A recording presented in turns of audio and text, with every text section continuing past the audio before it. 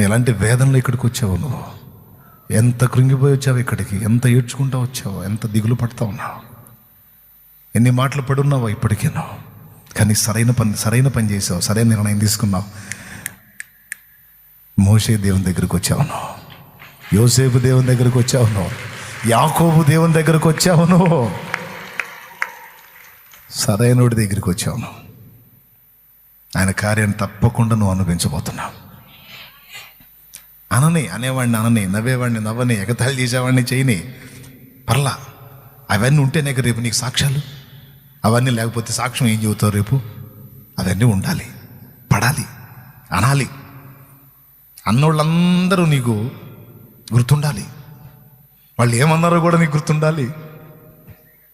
ఆ బాధలన్నీ నువ్వు పడి ఉండాలి, అవన్నీ తినుండాలి. ఉంది, ఒక టైం ఉంది. Just wait. దేవుడు జోక్యం చేసుకున్నది కాగు. జోక్యం చేసుకున్న నాడు చూడు.